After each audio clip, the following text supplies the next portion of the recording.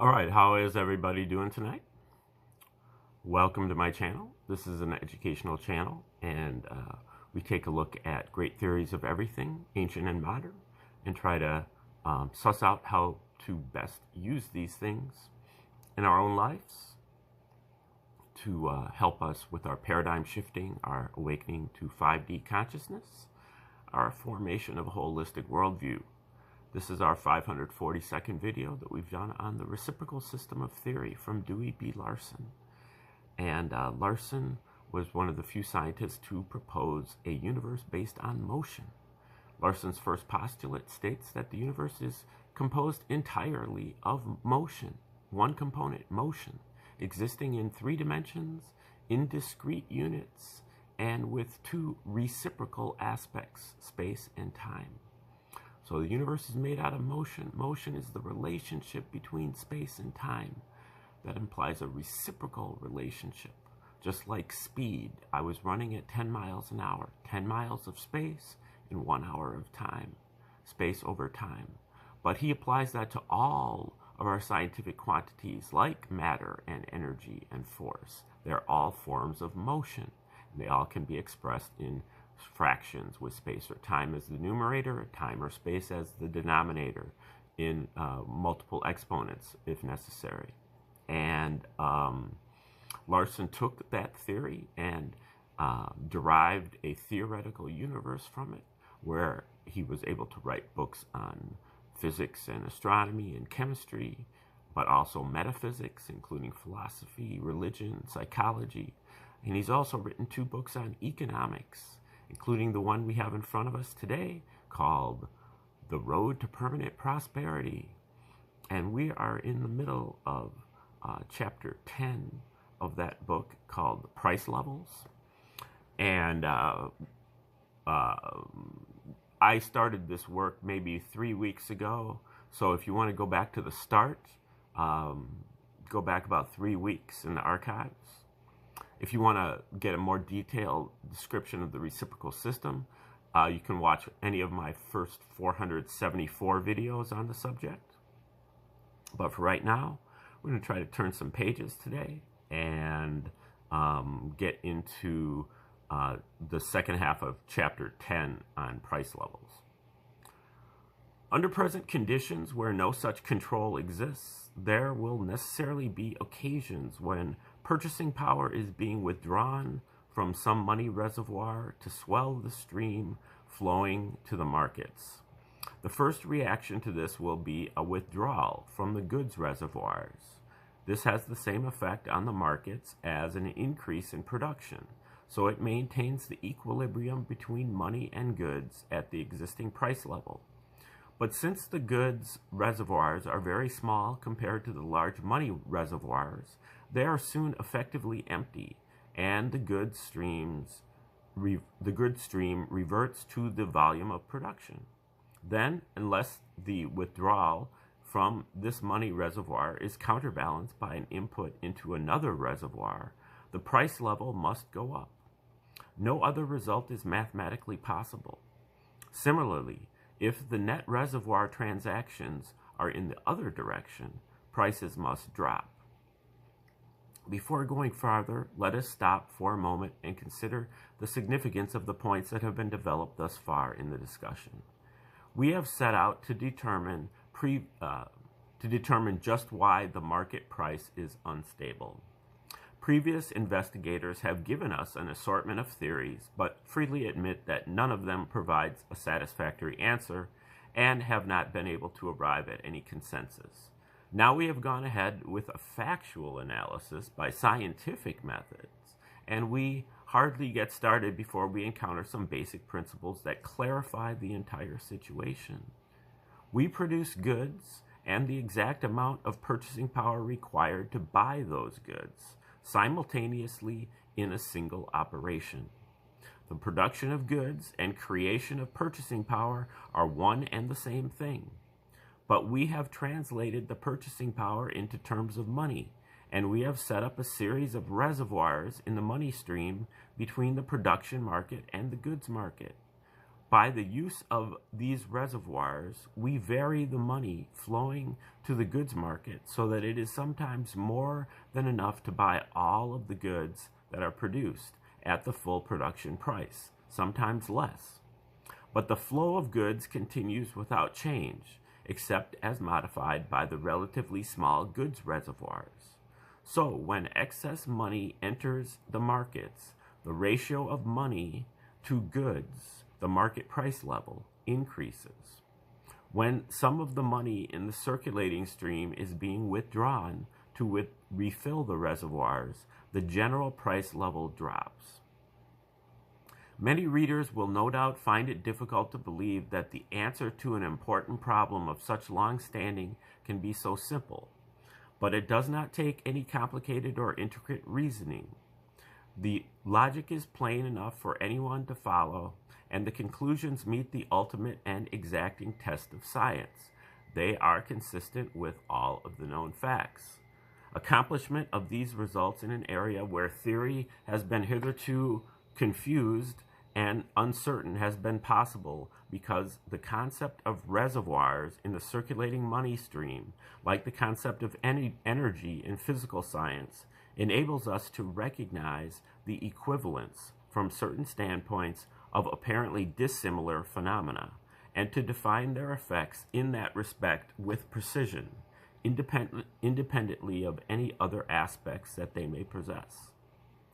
The fidelity with which the reservoir theory conforms to all of the established facts concerning business fluctuations will be clearly demonstrated in Chapter 14, where the mechanism of the business cycle will be explained in detail.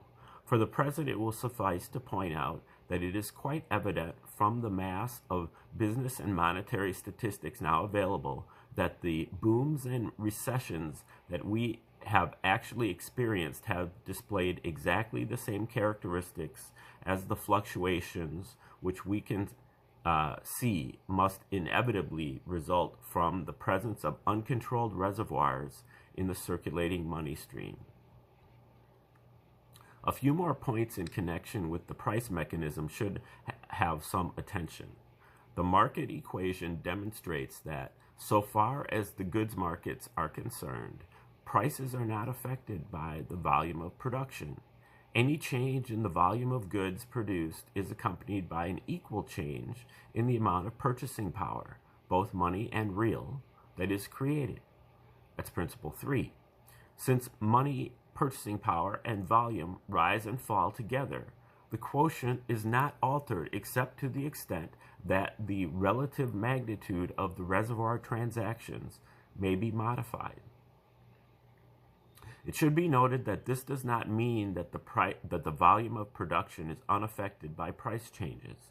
That is another matter altogether, but it is outside the scope of the present discussion of the goods market price level, and it will be taken up separately. Inasmuch as the modern fourth stage economic system operates on a dynamic basis, the significant economic quantities are the differential quantities, the rates. The magnitudes of the integral quantities, the accumulations at the various locations, are for most purposes irrelevant.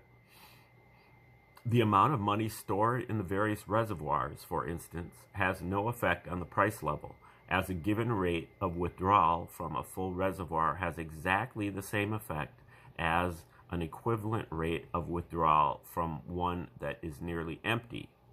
In the latter case, the state of the reservoir has a bearing on how long that rate of withdrawal can continue.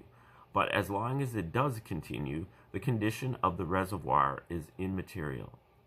This means, of course, that the quantity of money in the circulating system is completely irrelevant, except insofar as the rate of flow may be changed by some process that involves an input into or a withdrawal from this stream. This conclusion will no doubt be distasteful to those who look upon the money supply as the governing force in economic activity. But the rate of flow of money is the significant item, and this flow rate is not a function of the total quantity in the system. any more than the rate of flow of the water in the automotive cooling system is a function of the amount of water in the radiator. These facts are practically self-evident as soon as the characteristics of the money purchasing power flow are given a close examination.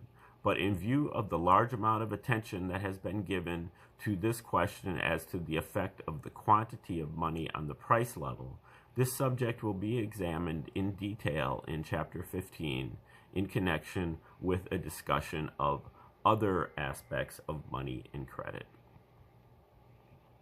Purchases of goods by producers for production purposes do not affect the general price level.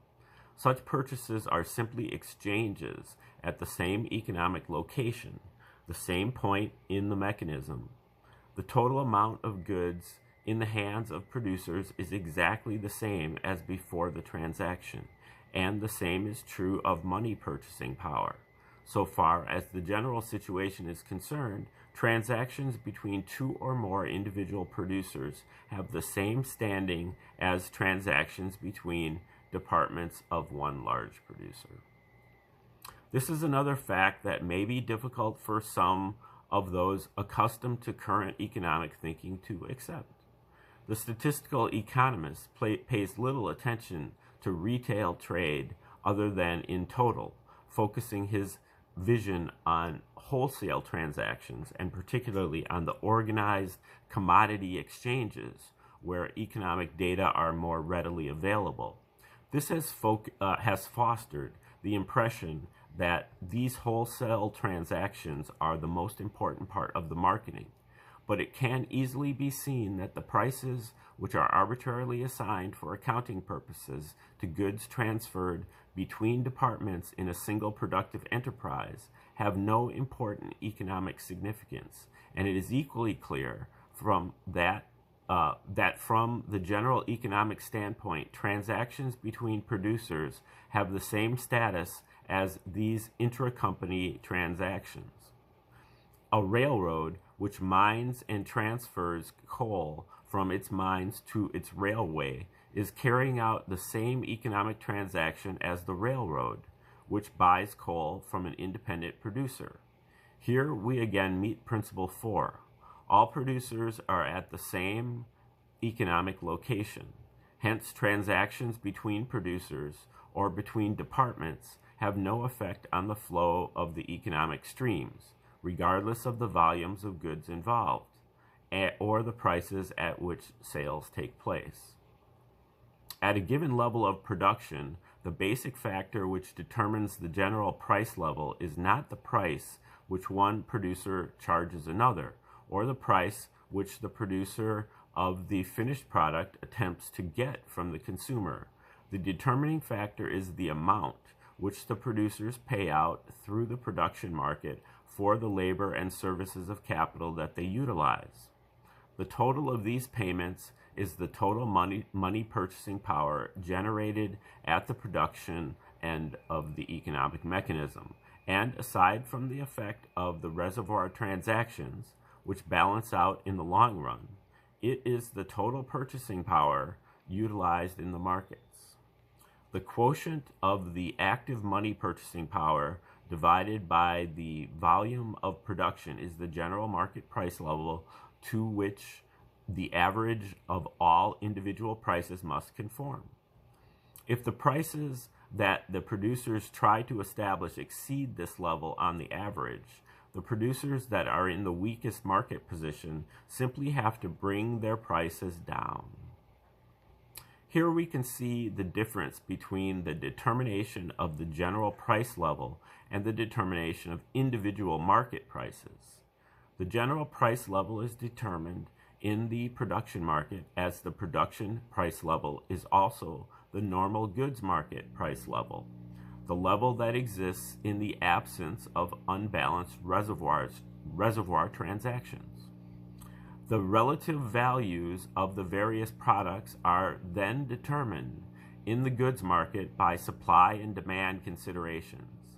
That is, the function of the price system in the goods market is to divide up the total incoming money among the various goods according to the consumer's preferences. It is commonly taken for granted that the prices of individual goods are determined by the interaction of supply and demand in the market, and that the general price level is the average of these individual prices. But this is not the way that the system operates. The general price level is a result of a set of factors totally independent of the goods market. The distinction between purchase of producer goods and purchase of capital goods should be noted. Producer goods, including materials produced for or purchased for use in maintenance and repair of capital equipment, are bought with funds that would otherwise be available for buying labor and the services of capital in the production market. The purchase of such goods, is in fact merely an indirect purchase of labor and the services of capital, and the cost of these goods will be reflected in the selling price of the producer's products. But goods purchased as additions to capital assets are not bought with funds available for buying labor and capital services in the production market. They are bought with funds that have already been used for this purpose and have been paid out, actually or constructively, to workers or owners of capital. The accounting procedures that are prescribed for regulated enterprises, such as the public utilities, show this distinction very clearly. Producer goods, materials, and supplies for use in operation and maintenance of facilities, raw materials for use in manufacture, etc., are charged against the operating accounts of the enterprise, and the business is ultimately reimbursed for these costs in the sale of its products. But the regulatory authorities will not permit the enterprise to charge its customers a price that will recover any of the cost of capital additions, or will enable it to lay aside funds other than reserves to cover depreciation and other deferred expenses for future construction. If the enterprise wishes to expand, it must obtain the necessary funds through investment channels, either by borrowing, by selling additional stock, or by persuading its existing stockholders to plow back some of that money that would otherwise be paid out in dividends. Private sales between consumers, exchange of goods for money, or trades, exchange of goods for goods, are exchanges at the same economic location, and therefore have no effect on the streams of goods and money purchasing power, and no effect on the general price level. Examination of this situation on the basis of supply and demand is likely to lead us astray, but when it is analyzed by means of the purchasing power relations, the answer is clear and unmistakable. Use of goods from consumer storage likewise has no effect on the general price level under normal conditions. This is another of the places where the supply and demand approach to economic problems is likely to be misleading. It is generally assumed that the consumption of goods withdrawn from consumers' supplies would reduce the demand for currently produced goods and thereby lower prices. This could conceivably happen in the case of individual items. Consumers might, for example, decide to wear out the clothes which they already own rather than buying new clothing in the usual quantities, with a consequent detrimental effect on the clothing market. The purchasing power analysis shows, however, that this would not change the total amount of money purchasing power flowing to the market, and the decreased buying of clothing would be offset by increased purchases of other goods. The general price level would not be affected.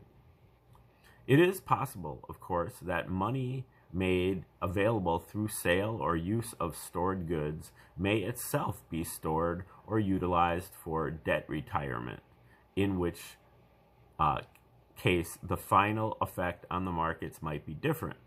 But this does not necessarily follow, and in any event, the consumer's decision has no bearing on the result.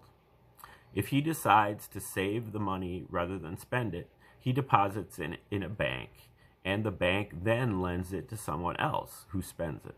No input into the money reservoirs occurs unless some other factor causes the bank to add the money to its reservoirs instead of lending it to a customer. Such other factors are independent of the goods transaction, and they will be analyzed separately.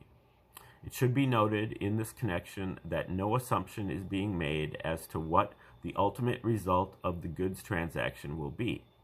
The point that is now being brought out is that the use of supplies on hand does not in itself cause any change in the flow of purchasing power. Input into the purchasing power reserves, if it follows, does not alter the stream flow, but the two matters have no essential connection with each other, and they are therefore being treated separately in accordance with the scientific practice which has been followed throughout the entire study.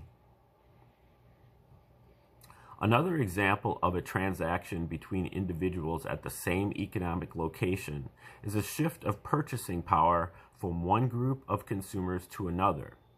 There is one school of thought which holds that the root of some of our present difficulty in maintaining a consistent high level of production is a misdistribution of purchasing power among the various economic and social groups. The present analysis indicates, however, that no economic benefit can be obtained by a redistribution of purchasing power. The general price level is determined by the total flow of money purchasing power into the markets, without distinction as to the source or as to the kind of goods produced. Whatever instability of the price structure may exist is due entirely to reservoir transactions. The usual argument in favor of these redistribution proposals is that the spending pattern of the higher income groups is less stable because they save more of their income, and the amount of their saving is likely to vary, thus creating fluctuations in the general level of consumption. The flaw in the argument is that variations in the amount of saving do not normally affect the market mechanism. The more affluent groups do not hoard their savings, they invest them, which means that this purchasing power is spent for capital goods, and such spending has exactly the same effect on the purchasing power stream and on the markets as an equivalent amount of spending for any other type of goods.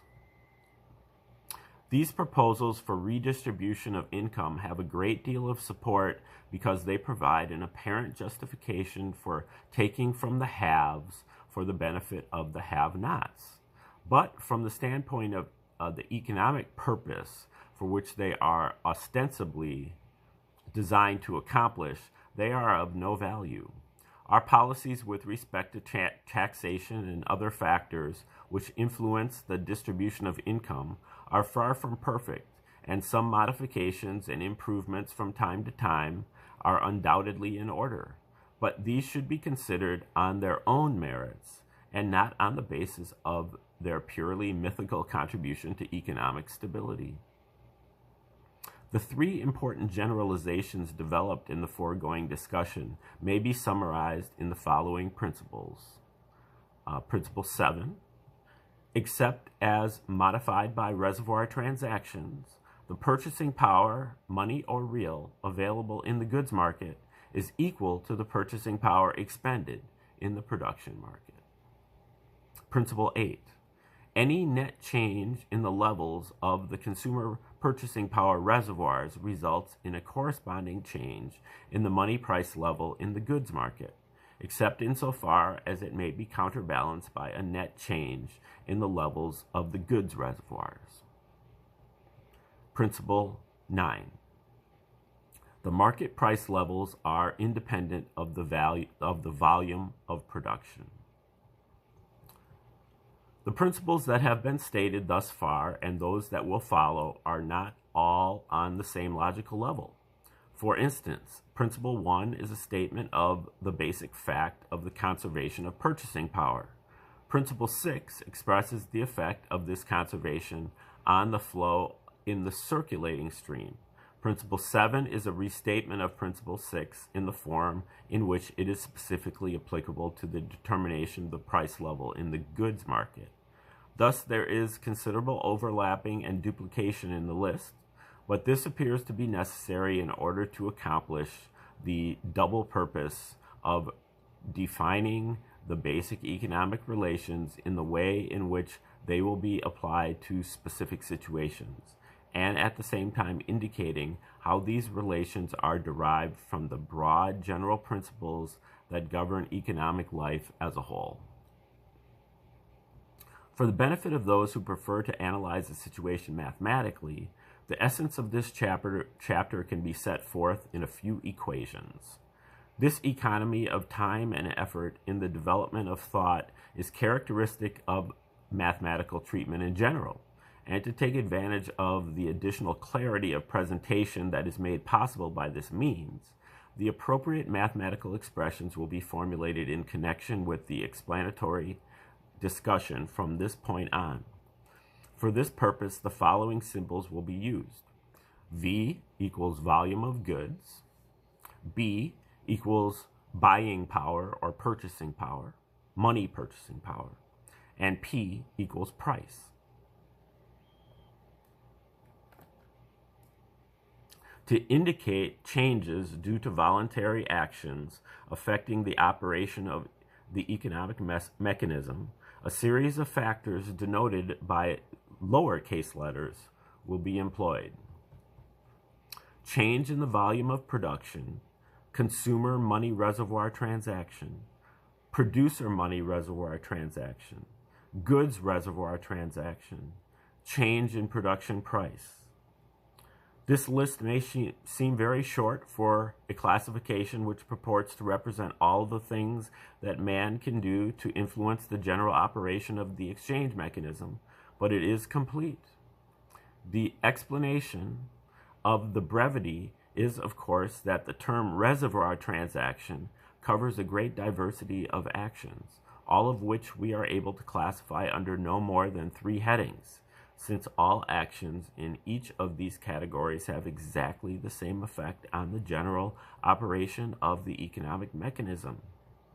This recognition of the equivalence of apparently unrelated phenomena is extremely useful, and it has been one of the major tools of this analysis. It will be noted that a symbol has been provided for a voluntary change in production price, but none for a similar change in market price. The reason is that the market price level cannot be changed by direct action. As explained in the preceding pages, this price level is a resultant, the quotient of the active money purchasing power divided by the volume of goods entering the market. It can therefore be altered only by an action which modifies the flow in one or another of these 2 ways. That is, a change in production price, symbol F, or a reservoir transaction, symbols C and E. It cannot be changed arbitrarily, nor is it affected by an increase or decrease in the volume of goods produced, since any such change is accompanied by an equivalent change in the money purchasing power stream, which is Principle 9. Now, I don't think he labeled those lowercase letters there, so hopefully that won't be confusing, but we'll try to pick up the missing info here coming up.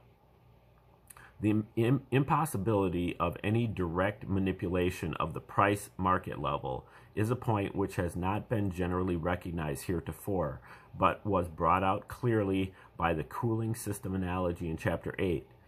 It's very significant as it stands squarely in the way of the success of price control and similar economic actions, and it imposes an overall limitation on the ability of individual producers to set prices for their products. These matters will have more detailed consideration at appropriate points in the subsequent chapters. The proportionate effect of any change in the quantities that affect the price level will depend not only on the magnitude of the change itself, but also on the magnitude of the original quantity that is being modified. In order to take this into account, these changes will be expressed as percentages of the base quantities rather than as additives. In the case of a change in the volume of production, for instance, if we denote the additional volume as V prime, the factor will be equal to the quantity V plus V prime over V.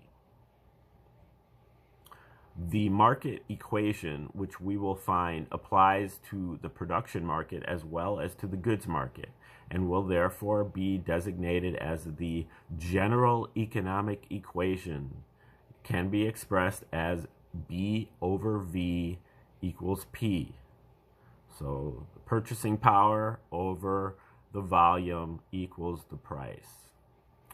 Using the notation that has just been specified, we can now state principles 8 and 9 in this manner.